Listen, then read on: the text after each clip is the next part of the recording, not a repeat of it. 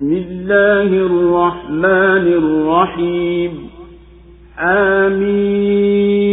حميم والكتاب المبين إنا جعلناه قرآنا عربيا لعلكم تعقلون وإنه في الكتاب لدينا لعلي حكيم أفنضرب عنكم الذكر صفحا أن كنتم قوما مسرفين وكم أرسلنا من نبي في الأولين وما يأتيهم من نبي إلا كانوا به يستهزئون فأهلكنا أشد منهم بطشا ومضى مثل الأولين ولئن سألتهم من خلق السماوات والأرض ليقولن خلقهن العزيز العليم الذي جعل لكم الأرض مهدا وجعل لكم فيها سبلا لعلكم تهتدون والذي نزل من السماء ماء بقدر فأنشرنا به بلدة ميتا كذلك تخرجون والذي خلق الأزواج كلها وجعل لكم من الفلك والأنعام ما تركبون لتستووا على ظهوره ثم تذكروا نعمة ربكم إذا استويتم عليه وتقولوا سبحان الذي سخر لنا هذا وما كنا له مقرنين وإنا إلى ربنا لمنقلبون وجعلوا له من عباده جزءا إن الإنسان لكفور مبين. Kwa jina la Mwenyezi Mungu mwingi wa rehema mwenye kurehemu. Amin. Na hapa kwa kitabu kinachobainisha, hakika sisi tumeifanya Qur'an kwa Kiarabu ili mfahamu, na hakika hiyo imo katika asili ya maandiko yaliyoko kwetu, ni tukufu na yenye hikma. Je, tuache kukukumbusheni kabisa kwa kuwa nyinyi ni watu mliopita mipaka kwa ukafiri? Na manabii wangapi tuliwatuma kwa watu wa zamani, na hawajii nabii yoyote ila walikuwa wakimkejeli. Na tuliwaangamiza waliokuwa na nguvu kushinda wao, na mfano wa watu wa zamani umekushapita. Na ukiwauliza nani aliyeziumba mbingu na ardhi, bila shaka watasema kaziumba mwenye nguvu mjuzi, ambaye amekufanyieni ardhi kama tandiko na akakufanyieni ndani yake njia mpate kuongoka, na ambaye ndiye aliyeteremsha kutoka mbinguni maji kwa kiasi, na kwa hayo tukaifufua nchi iliyokufa, na namna hivi ndivyo mtakavyotolewa, na ambaye ndiye aliyeumba katika kila kitu jike na dume, na akakufanyieni merikebu na wanyama mnaowapanda, ili mkae vizuri migongoni mwao, kisha mkumbuke neema za Mola wenu mlezi mnapokaa sawa sawa juu yao, na mseme, ametakasika aliyemfanya huyu atutumikie, na tusingeliweza kufanya haya wenyewe. Na hakika sisi tutarudi kwa Mola wetu mlezi. Na wanamfanyia katika waja wake fungu, kwa hakika mwanadamu ni mtovu wa fadhila aliyedhahir. الله أكبر الله أكبر لا إله إلا الله. Surat Az-Zukhruf imeteremka Makka. Imeanzia sura hii kwa harufi mbili za alfabeti na ikafuatia kwa kuitaja Qur'ani na kueleza cheo chake kwa Mwenyezi Mungu. Kisha sura ikaingia kubainisha msimamo wa wale wanaozifanyia maskhara risala za mitume wao, na ikazileta dalili nyingi za kuthibitisha imani ya Mwenyezi Mungu pekee. Na juu ya hoja hizo wao wakamzulia Mwenyezi Mungu kuwa ana washirika, na wakamfanya kuwa ana watoto wa kike na wao wana wa kiume, na walipoishiwa na hoja wakashikilia mila za baba zao. Kisha sura ikasimulia kisa cha Ibrahim na ikafuatiliza kule kuyaona makuu makafiri wa Makka ya kwamba Qur'an iliteremka juu ya Muhammad wala isiteremke juu ya mmoja katika wakuu wa miji yao miwili. Hayo ni kama kwamba wao ndio wanaozigawanya fadhila za Mwenyezi Mungu, na Mwenyezi Mungu alikwisha wagawia maisha yao ya duniani kwa kuwa wao wenyewe wameshindwa hayo. Kisha sura ikathibitisha kwamba lao kuwa sikuchukia wasije watu wote wakakufuru, basi bila ya shaka angelimpa kafiri starehe na mapambo na uzuri wote wa duniani. Kadhalika sura imebainisha kwamba mwenye kupuuza haki Mwenyezi Mungu humsalitisha na shetani amuongoze kwenye maangamio. Kisha sura imesimulia kisa cha Musa na Firauni na alivyoghurika Firauni na ufalme wake, na yaliyomteremkia Firauni na kaumu yake ya mateso ya Mwenyezi Mungu. Na hayo akafuatiwa kutajwa bin Maryamu, na kwamba yeye ni mja aliyeneemeshwa na Mwenyezi Mungu, na akawaita watu wende kwenye njia iliyonyoka. Na baada ya kuonya kwa adhabu ya siku ya kiyama itayowapata waliodhulumu, na kubashiriwa waumini kuwa watapata pepo ambayo ndani yake macho yao yatatua, sura inahitimisha kueleza kuwa ufalme wa Mwenyezi Mungu umeenea kote, na hao waliowashirikisha naye hawanalo wawezalo. Basi ewe Muhammad, wapuuzilie mbali na useme salam, watakuja jua. Hamim. Imeanza sura hii kwa baadhi ya harufi za kutamkwa kama ilivyo ada ya Qur'ani katika kuanzishia sura nyingi kwa harufi kama hizi. Mwenyezi Mungu Subhanahu anaapa kwa Qur'ani inaelezea wazi yale yaliyokusanya katika mambo ya itikadi na hukumu. Hakika sisi tumejalia Qur'ani iwe kwa lugha ya Kiarabu ili mweze kuelewa umujiza wake na mweze kuzingatia maana zake. Na hakika hii Qur'ani iliyodhibiti katika Lauhul Mahfudh, ubao uliohifadhiwa ulioko kwetu, bila shaka ina cheo cha juu na imepangwa kwa mpango wa hikma katika mwisho wa fasihi. Vitabu vyote vya mbinguni asili yake anayo Mwenyezi Mungu katika ujuzi wake watokea azali, al-ilmu al-azali au ubao uliohifadhiwa al-Lauhul Mahfudh au asili ya maandiko Ummul Kitabi. Kwa sababu ya kuwa vitabu vilivyokuja zamani, ikiwa Taurati, Zaburi, Injili na kadhalika, vilikuwa ni vya muda fulani na kwa mataifa fulani, basi haikuwepo dharura vibaki kwa usafi kila neno lake. Ni makusudio yake tu yabakie yaliyokuwa ya msingi. Ama ulipofika wakati wa kudumisha ujumbe wa Mwenyezi Mungu kwa zama zote na kwa watu wote, ndiyo ikaja Qur'ani ambayo imehifadhiwa kila neno lake, na ndiyo siri ya kuletwa kwa lugha ya Kiarabu na ikalindwa kwa lugha ile, ijapokuwa itatarajumiwa katika lugha nyingine. Mzozano wowote unaotokea unarejezwa kwenye asili ile Kiarabu ambayo haikubadilika hata chembe wala haitabadilika mpaka siku ya kiyama. Huo peke yake ni muujiza. Ama vitabu vya Biblia ni kama maji yaliyotibuliwa na ng'ombe mpaka kwenye chemchemu yake.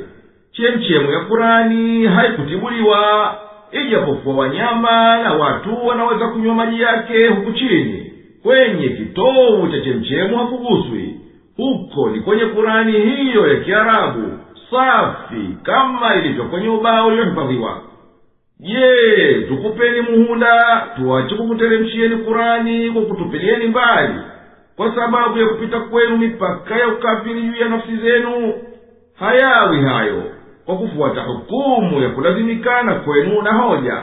Nasi tuliwatuma manabii wengi kuyaendea mataifa yaliyotangulia, basi hapana ajabu kitu kumtuma mtume kwenu, wala hawajii mtume yoyote kuwakumbusha haki ila huendelea na kumfanyia maskhara. Basi tuliwateketeza waliokadhibisha waliotangulia, na hao walikuwa wamewazidi makafiri wa Maka kwa nguvu na ushupavu. Basi wasidanganyike hawa na ujabari wao. Na zilikwisha tangulia katika Kurani hadithi za ajabu za watu wa kale za kuwafanya wenginewe wazingatie. Basi enyi mnaokanusha zingatieni. Na ninaapa ewe mtume, ukiwauliza makafiri nani aliyeziumba mbingu na ardhi, bila shaka watasema kuyajibu hayo, Mwenyezi Mungu ndiye aliyeziumba, ambaye anasifika kwa hakika ya mambo kuwa ni mwenye nguvu na mwenye ujuzi ulioenea, ambaye amekufanyieni ardhi ni pahala palipotanda ili muweze kukaa humo na mjitumilie, na akakufanyieni ndani yake njia mnazozipitia katika safari zenu mpate kufikia mtakako, na ambaye aliyekuteremshieni maji kwa kasi ya haja kutoka mbinguni tukaihuisha nchi kavu isiyo na mimea. Kuhuisha kama huko ndivyo mtafufuliwa kutoka makaburini kwenu kwa ajili ya hisabu. Basi yawaje mnakukataa? Na ambaye aliyekuumbieni namna zote za viumbe akavifanya vikutumikieni vyombo vya baharini na ngamia kuwa ni vipando katika safari zenu kutimiza haja zenu, ili mtulie juu yao, kisha mkumbuke neema za Muumba wenu na mlezi wenu kwa kuvifanya hivyo vikutumikieni mnapotulia juu yao, na kwa kuadhimisha kule kuvifanya vinyonge kwa njia ya ajabu, na kutambua uwezo mliowezeshwa kuvidhibiti na kuvitawala. Mseme subhana, ametakasika aliyemfanya huyu au hichi kuwa dalili kututumikiana sisi wenyewe tusingeliweza kumdhalilisha. Na hakika sisi ni wenye kurejea kwa Muumba wetu baada ya maisha haya, ili ahesabiwe kila mmoja kwa aliyotanguliza mikono yake. Na makafiri washirikina wamemfanyia Mwenyezi Mungu subhanahu katika viumbe vyake mwanao, wakaamini kuwa ni sehemu ya nafsi yake. Hakika mwanadamu kwa kitendo chake hichi hadi amepita ukomo katika ukafiri wake na upinzani wake uwazi. أم اتخذ مما يخلق بنات وأصفاكم بالبنين وإذا بشر أحدهم بما ضرب للرحمن مثلا ظل وجهه مسودا وهو كظيم أَوَمَن يُنَشَّأُ فِي الْحِلْيَةِ وَهُوَ فِي الْخِصَامِ غَيْرُ مُبِينٍ وَجَعَلُوا الْمَلَائِكَةَ الَّذِينَ هُمْ عِبَادُ الرَّحْمَنِ إِنَاثًا أَشَهِدُوا خَلْقَهُمْ سَتُكْتَبُ شَهَادَتُهُمْ وَيُسْأَلُونَ وقالوا لو شاء الرحمن ما عبدناهم ما لهم بذلك من علم إن هم إلا يخرصون أم آتيناهم كتابا من قبله فهم به مستمسكون بل قالوا إنا وجدنا آباءنا على أمة وإنا على آثارهم مهتدون وكذلك ما أرسلنا من قبلك في قرية من نذير إلا قال مترفوها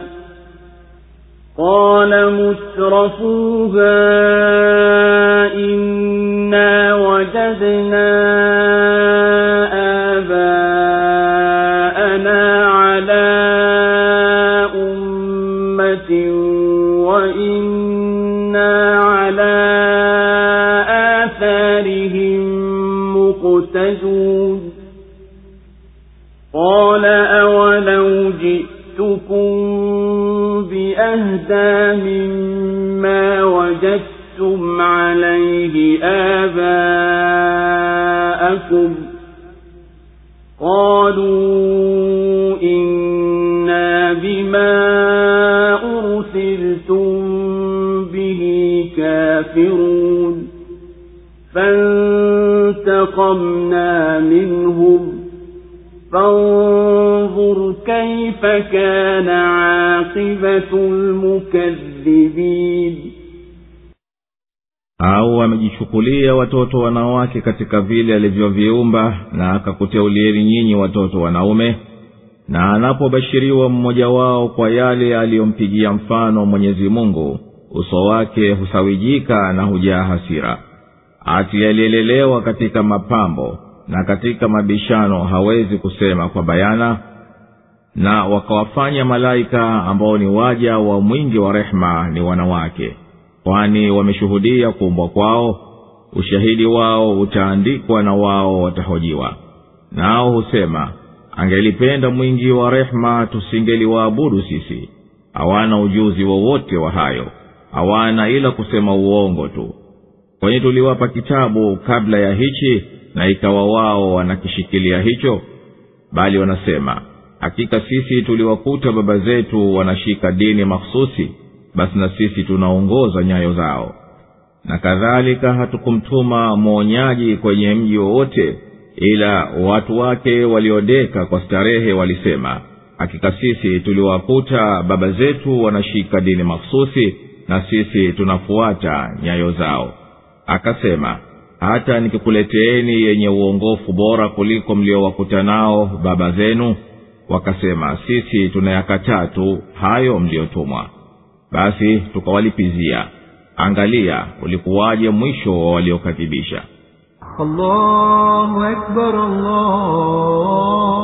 Allahu Akbar, la ilaha illa Allah. Ati mnadai kwamba yeye amejitwalia katika viumbe vyake watoto wa kike, na nyinyi kukhayalieni watoto wanaume. Ama hakika haya ni mambo ya ajabu kweli. Wamekuzulia wewe hayo, na ila hali wao akipewa habari mmoja wao kwamba amepata mtoto wa kike, uso wake usawajika kwa kuudhika, naye kajaa masikitiko na huzuni kwa kuona anapewa habari mbaya. Hivyo hawa wanafanya jeuri ya kumpachikia Mwenyezi Mungu mwana, ambaye kwa maumbile yake amelelewa katika mapambo, na hata hawezi kujadiliana na kupambana kwa hoja kwa nuksani yake ya kubaini. Ama hili ni jambo la ajabu. Na ati wakawaita malaika viumbe vya Mwenyezi Mungu kuwa ni wanawake, kwani wao waliwajuhudia walipoumbwa, hata watuyahukumu kwa jambo hilo. Hawakuliona. Sisi tutausajili uzushi wao huu, na siku ya kiyama watakuja hisabiwa. Na washirikina husema, ati lau kuwa mwingi wa rehema angelikuwa anataka tusiabudu hii miungu, basi tusingeliabudu. Wanakusudia kudai kuwa ati Mwenyezi Mungu yuradhi kuabudiwa hiyo miungu. Wanasema hayo bila kuwa na elimu yoyote ya kuyategemezea wayasemayo. Hawa si chochote ila ni wenye kudhani tu, nena maneno yasiyo na ushahidi wowote. Kwani tuliwapa kitabu kabla ya Qur'ani cha kuunga mkono huu uzushi wao, ndiyo maana wakashikamana nao kwa nguvu hivi. Hatukuwateremshia kitabu namna hiyo, basi hawana hoja ya kuinukulu. Lakini washirikina waliposhindwa na hoja zote walisema, hakika sisi tumewakuta baba zetu wakifuata dini hii, na sisi tunaendelea kufuata nyayo zao. mfano wa hali ya watu hawa ni mfano wa mataifa yaliyotangulia. Hatukumtuma mtume yeyote kwenye mji kabla yako, ila walisema wale wenye kuneemeka katika huo mji, nao ndiyo waliotakabari kwa hizo neema, hakika sisi tumewakuta baba zetu wakifuata dini hii, basi ndiyo sisi tunakwenda mwendo wao. Basi kufuata kijinga ni upotovu wa tangu kale. Mwonyaji akasema, je, mnafuata baba zenu hata nikikujieni na yaliyoelekea zaidi kukupelekeni kwenye uongovu kuliko mliowakuta nao baba zenu? Wakasema, kuwajibu mitume wao wakiwakadhibisha kwa dini, sisi tunayakataa yote mliotumwa kutuambia.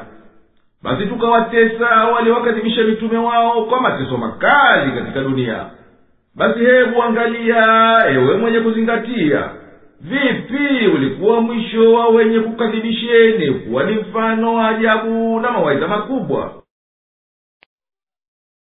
وَإِذْ قَالَ إِبْرَاهِيمُ لِأَبِيهِ وَقَوْمِهِ إِنَّنِي بَرَاءٌ مِّمَّا تَعْبُدُونَ إِلَّا الَّذِي فَطَرَنِي فَإِنَّهُ سَيَهْدِينِ وَجَعَلَهَا كَلِمَةً بَاقِيَةً فِي عَقِبِهِ لَعَلَّهُمْ يَرْجِعُونَ بَلْ مَتَّعْتُ هَؤُلَاءِ وَآبَاءَهُمْ حَتَّى جَاءَهُمُ الْحَقُّ وَرَسُولٌ مُبِينٌ وَلَمَّا جَاءَهُمُ الْحَقُّ قَالُوا هَذَا سِحْرٌ وَإِنَّا بِهِ كَافِرُونَ وَقَالُوا لَوْلَا نُزِّلَ هَذَا الْقُرْآنُ عَلَى رَجُلٍ مِّنَ الْقَرْيَتَيْنِ عَظِيمٍ أَهُمْ يَقْسِمُونَ رَحْمَةَ رَبِّكَ نَحْنُ قَسَمْنَا بَيْنَهُمْ مَعِيشَتَهُمْ فِي الْحَيَاةِ الدُّنْيَا وَرَفَعْنَا بَعْضَهُمْ فَوْقَ بَعْضٍ دَرَجَاتٍ لِيَتَّخِذَ بَعْضُهُم بَعْضًا سُخْرِيًّا وَرَحْمَةُ رَبِّكَ خَيْرٌ مِّمَّا يَجْمَعُونَ وَلَوْلَا أَن يَكُونَ النَّاسُ أُمَّةً وَاحِدَةً لَجَعَلْنَا لِمَن يَكْفُرُ بِالرَّحْمَنِ لِبُيُوتِهِمْ سُقُفًا مِّن فِضَّةٍ وَمَعَارِجَ عَلَيْهَا يَظْهَرُونَ وَلِبُيُوتِهِمْ أَبْوَابًا وَسُرُرًا عَلَيْهَا يَتَّكِئُونَ وَزُخْرُفًا وَإِن كُلُّ ذَلِكَ لَمَّا مَتَاعُ الْحَيَاةِ الدُّنْيَا وَالْآخِرَةُ عِندَ رَبِّكَ لِلْمُتَّقِينَ. Na pale Ibrahim alipomwambia baba yake na kaumu yake, hakika mimi najitenga mbali na hayo mnayoyaabudu, isipokuwa yule aliyeniumba, kwani yeye ataniongoa. Na akalifanya hili liwe neno lenye kubaki katika vizazi vyake ili warejee. Bali tuliwasterehesha hawa na baba zao mpaka ikawafikia haki na mtume aliyebainisha. Na ilipowafikia haki wakasema, huu ni uchawi, na sisi hakika tunaukataa. Na walisema, kwa nini Qur'ani hii haikuteremshwa kwa mtu mkubwa katika miji miwili hii? Kwani wao ndio wanaogawa rehema za Mola wako mlezi? sisi tumewagawanyia baina yao maisha yao katika uhai wa duniani, na tukawanyanyua baadhi yao juu ya wengine kwa daraja nyingi. Kwa hivyo baadhi yao wanawafanya wenginewe wawatumikie. Ni rehema za Mwenyezi Mungu, ni bora kuliko hayo wanayoyakusanya. Na lau isingekuwa watu watakuwa kundi moja, tungeliwajalia wanaomkufuru Rahmani wana nyumba zao zina dari ya fedha, na ngazi zao pia wanazopandia, na milango ya nyumba zao na vitanda wanavyoegemea juu yake, na mapambo. Lakini hayo si chochote ila ni starehe ya maisha dunia tu, na akhera iliyoko kwa Mola wako mlezi ni ya wenye kumcha Mungu. Allahu Akbar, Allahu Akbar, la ilaha illa Allah. Na ewe Muhammadi, waambie hao wanaokanusha hadithi ya Ibrahimu pale alipomwambia baba yake, hakika mimi nimejitenga mbali na ibada ya kuiabudu hii miungu yenu ya uongo, lakini mimi namwabudu Mwenyezi Mungu aliyeniumba, kwani ni yeye ndiye atakayeniongoza kwenda njia ya haki. Kwa kuwatangazia hivyo, likawa hilo neno la tauhidi ni neno lenye kubakia katika dhuria zake, ili wapate kulirejelea waliamini. Washirikina hawakutimiza matumaini ya Ibrahimu, wala mimi sikuwapatiliza papo kwa papo, bali nimewastarehesha hawa ulionao ewe Muhammadi, na niliwastarehesha baba zao kabla yao kwa namna mbalimbali za neema, mpaka ilipoteremka Kurani kuwaitia haki, na akawajia mtume mwenye kubaini wazi akiwaita. Na ilipoteremka Kurani kuwaongoza kwenye tauhidi, wakaongeza juu ya ushirikina wao kuita Kurani uchawi, wakini macho kwa kejeli, na wakashikilia ukafiri wao. Na washirikina kwa kumdharau Muhammadi na kuona haiwezi kuwa yeye ateremshiwe Kurani, walisema, kwa nini basi Kurani ambayo yeye anadai kuwa ni wahi kutoka kwa Mwenyezi Mungu asiteremshiwe mtu mkubwa mtukufu katika watu wa Makka au Taif? Funguo za utume hazimo katika mikono ya washirikina, hata wao wawakabidhi watu wenye vyeo. Sisi tumewapa njia maisha yao kwa kuwa wao wenyewe hawajiwezi, na tumewafadhilisha baadhi juu ya wengine katika riziki na vyeo, na kwa hivyo baadhi yao huwafanya wengineo wawasaidie na watumikie katika kutimiza haja zao, ili wategemeane katika kutafuta maisha na kupanga uhai. Na unabii na aliyohusiana nayo katika neema za akhera na dunia ni bora kuliko vyeo vyote vya duniani.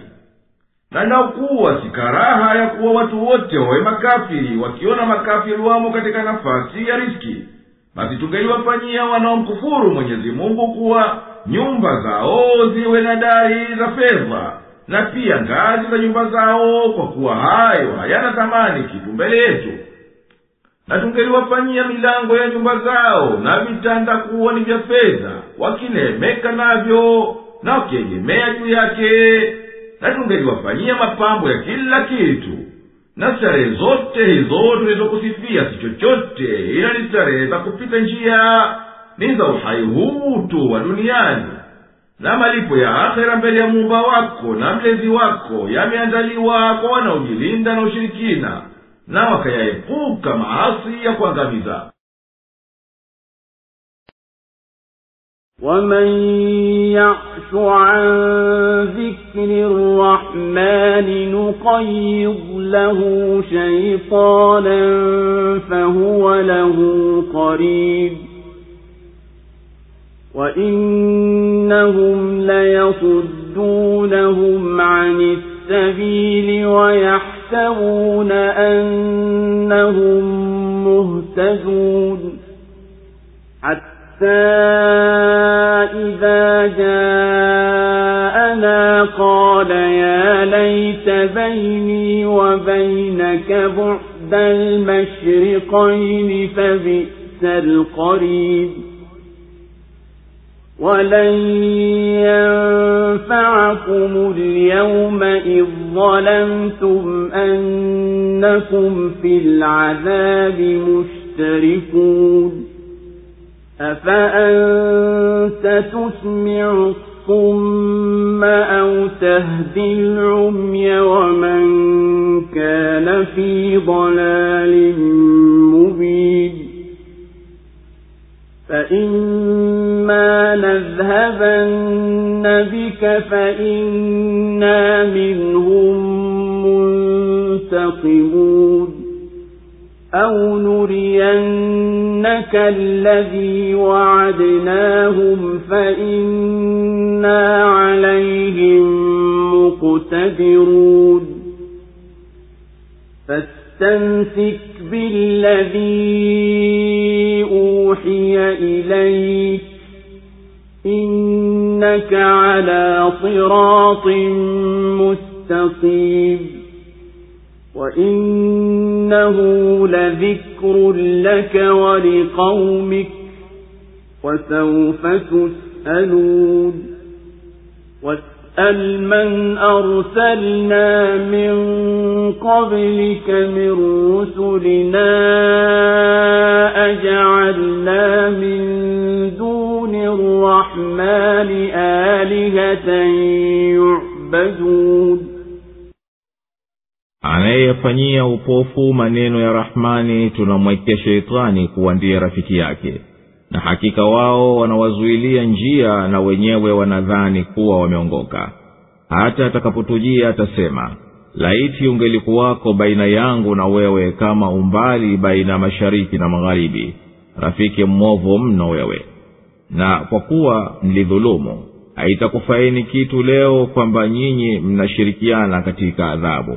Je, unaweza kuwasikilizisha viziwi au unaweza kuwaongoa vipofu na waliomo katika upotofu ulio wazi? Na hata tukikuondoa, sisi tutalipiza kisasi chetu kwao, au tutakuonyesha tuliowaahidi, nasi bila shaka tunauweza juu yao. Basi wewe yashike yaliyofunuliwa kwako, hakika wewe uko kwenye njia iliyonyooka. Na hakika haya ni ukumbusho kwako na kwa kaumu yako, na mtakuja ulizwa. Na waulize mitume wetu tuliowatuma kabla yako, je, tulifanya miungu mingine iabudiwe badala ya Rahmani? Allahu Akbar, Allahu Akbar, la ilaha illa Allah. Na mwenye kujitia upofu na Qur'ani aliyoteremsha Mwenyezi Mungu mwingi wa rehema kuwa ni kumbusho kwa walimwengu wote, tunamsalitishia na Shetani anakuwa naye daima, akimpoteza na akimzuzua. Na hakika mashetani wanaojitia upofu na Qur'ani huwazuia na njia inayoitia Rahmani, na hao wanaotumiliwa wanadhani kwa kufuata rafiki zao kwamba wao wamo katika uongofu. Hata yule aliyejipa upofu na Qur'ani atapofika kwa Mwenyezi Mungu siku ya Kiyama na akaona matokeo ya kule kujitia kwake upofu, atamwambia rafiki yake kwa majuto, laiti wewe nami tungelikuwa mbali mbali duniani, umbali wa mashariki na magharibi. Ama wewe ulikuwa sahibu muovu mno kwangu, mpaka umekuja nitumbukiza katika shimo la motoni. Na hapo wataambiwa kwa kuwa hizi, leo hamtapunguziwa adhabu, kwani mmejidhulumu wenyewe kwa ukafiri wenu, kwa sababu mlishirikiana na mashetani wenu. Kwani kila mmoja anateseka kwa adhabu ya kumtosha mwenyewe. Je, unaweza kumwongoa aliyepita mipaka katika upotovu? Je, unaweza kumfanya asikie aliyekiziwi hasikii la kweli, kipofu hazingatii, na ambaye katika ujuzi wa Mwenyezi Mungu atakufa katika upotovu? Uwezi hayo, kwa sababu hao wamekwisha thibiti katika ukafiri wao. Basi hawanafiriki kwa wanayosikia wala wanayaona. Basi tukikushika tukakufisha kabla hatuja kuonyesha adhabu yao, na kifua chako kikatua kwa hayo, na pia vifua vya waumini, ala kulli hali sisi bila shaka tutawaadhibu duniani na akhera. Au unataka tukuonyeshe adhabu tuliyowaahidi kabla ya kufa kwako? Tutakuonyesha, kwani sisi tunawaweza hao kwa uweza wetu na nguvu zetu. Ikiwa moja ya mawili haya lazima liwe bila shaka, basi shikamana na Qur'ani tuliyokufunulia, na simama imara katika kuitekeleza, kwani hakika wewe uko katika njia ya haki iliyonyooka.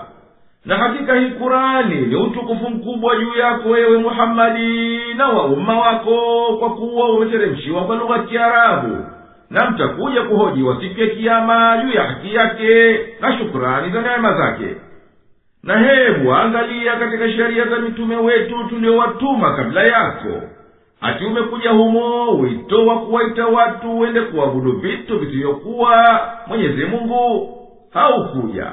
Basi hao wanaoabudu wasiyekuwa Mwenyezi Mungu mmoja hadi wamepita mipaka katika upotovu wao. وَلَقَدْ أَرْسَلْنَا مُوسَى بِآيَاتِنَا إِلَى فِرْعَوْنَ وَمَلَئِهِ فَقَالَ إِنِّي رَسُولُ رَبِّ الْعَالَمِينَ فَلَمَّا جَاءَهُم بِآيَاتِنَا إِذَا هُم مِّنْهَا يَضْحَكُونَ وَمَا نُرِيهِم مِّنْ آيَةٍ إِلَّا هِيَ أَكْبَرُ مِنْ أُخْتِهَا وَأَخَذْنَاهُمْ بِالْعَذَابِ لَعَلَّهُمْ يَرْجِعُونَ وَقَالُوا يَا أَيُّهَا السَّاحِرُ ادْعُ لَنَا رَبَّكَ بِمَا عَهِدَ عِندَكَ إِنَّنَا لَمُهْتَدُونَ فَلَمَّا كَشَفْنَا عَنْهُمُ الْعَذَابَ إِذَا هُمْ يَنكُثُونَ ونادى فرعون في قومه قال يا قوم أليس لي ملك مصر وهذه الأنهار تجري من تحتي أفلا تبصرون أم أنا خير من هذا الذي هو مهين ولا يكاد يبين فلولا ألقي عليه أسورة من ذهب أو جاء معه الملائكة مقترنين فاستخف قومه فأطاعوه إنهم كانوا قوما فاسقين فلما آسفونا انتقمنا منهم فأغرقناهم أجمعين فجعلناهم سلفا ومثلا للآخرين. Na bila shaka tulimtuma Musa kwa ishara zetu ende kwa Firauni na waheshimiwa wake, na akasema hakika mimi ni mtume wa Mola mlezi wa walimwengu wote. Lakini alipowajia na ishara zetu wakaingia kuzicheka, na hatukuonyesha ishara yoyote ila hiyo ilikuwa kubwa zaidi kuliko nyinginewe, na tukawakamata kwa adhabu ili warejee.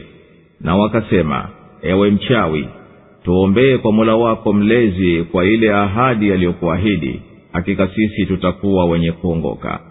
Basi tulipoondolea adhabu hiyo, mara wakaingia kuvunja ahadi. Na Firauni alitangaza kwa watu wake akisema, enyi watu wangu, kwani mimi sinao huu ufalme wa Misri na hii mito inapita chini yangu? Je, hammoni? Au mimi si bora kuliko huyu aliyemnyonge, wala hawezi kusema waziwazi? Basi mbona hakuvikwa vikuku vya dhahabu, au hawakuja malaika pamoja naye wakamwandama? Basi aliwachezea watu wake na wakamtii. Kwa hakika hao walikuwa watu wapotovu. Walipotukasirisha tuliwapatiliza, tukawazamisha wote, kisha tukawafanya kuwa watangulizi na mfano kwa wabaadaye. Allahu Akbar, Allahu Akbar, la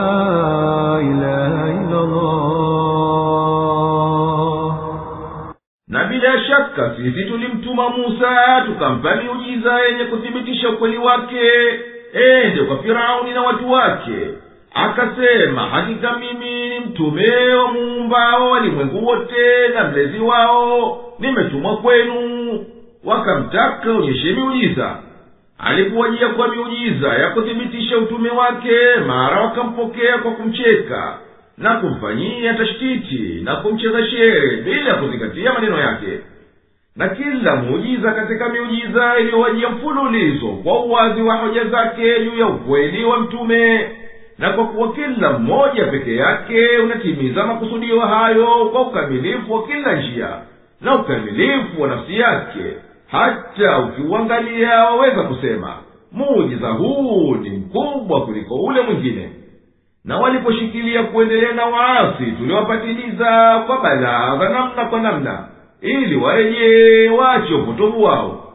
Wakasema kumlilia Musa balaa zilipowaenea, ewe mchawi, ndiyo mwanachuoni kikwao, tuombe kwa Mola wako mlezi kwa kutawasali na ahadi yake aliyokupa atuondolee adhabu hii.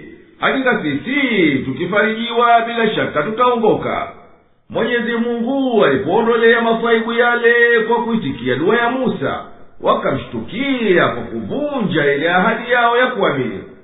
Firauni akawatangazia watu wake kutangaza nguvu zake na madaraka yake, kwani huu ufalme wa Misri si wangu mimi peke yangu, wala hapana mwinginewe, na hii mito ambayo mnaiona inapita chini ya jumba langu, hamyaoni haya? Basi hamzingatii mnayoyaona ya nguvu zangu na udhaifu wa Musa. Na Firauni alitaka kwa wito wake kutia imara usifu wao. Firauni akasema, tizidisha ujabari, bali mimi ni bora kuliko dhaifu huyu mnyonge asiyeweza hata kubainisha wazi huo wito wake kwa ulimi wa fasaha. Akazidi kusema kuchochea kumkadhibisha Musa. Lau ingelikuwa Mola wake mlezi angelimvika vikuku vya dhahabu kwa kumpa funguo za utawala, au akamsaidia kwa malaika wa kumunga mkono, ingelikuwa yeye ni mkweli katika madai yake ya utume. Firauni akawa anawachochea watu wake, na akawaathiri kwa udanganyifu huu, nao wakamtii katika upotovu wake. Kwani hao walikuwa watu waliokwisha toka kwenye dini ya Mwenyezi Mungu iliyonyoka. Basi walipotukadhibisha hadi ya kutukadhibisha kwa kupita kwa mipaka ya ufisadi, tuliwaangamiza kwa kuwazamisha wote. Tukamfanya Firauni na kaumu yake kuwa ni viongozi wa makafiri wa baada yao katika kustahiki mfano wa adhabu yao, na kuwa ni masimulizi ya namna ya ajabu ya watu wote kuyazingatia. ولما ضرب ابن مريم مثلا إذا قومك منه يصدون وقالوا أآلهتنا خير أم هو ما ضربوه لك إلا جدلا بل هم قوم خصمون إن هو إلا عبد أنعمنا عليه وجعلناه مثلا لبني إسرائيل ولو نشاء لجعلنا منكم ملائكة في الأرض يخلفون وإنه لعلم للساعة فلا تمترن بها واتبعون هذا صراط مستقيم ولا يصدنكم الشيطان إنه لكم عدو مبين ولما جاء عيسى بالبينات قال قد جئتكم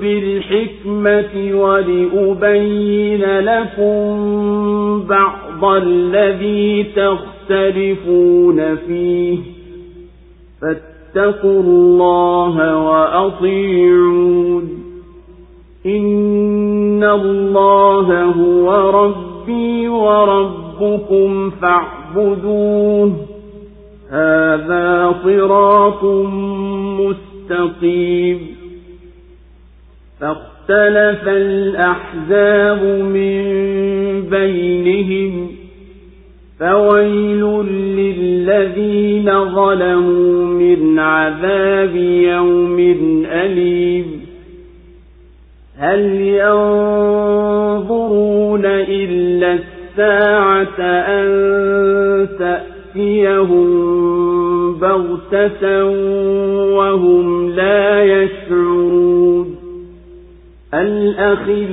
الأخلاء يومئذ بعضهم لبعض عدو إلا المتقين.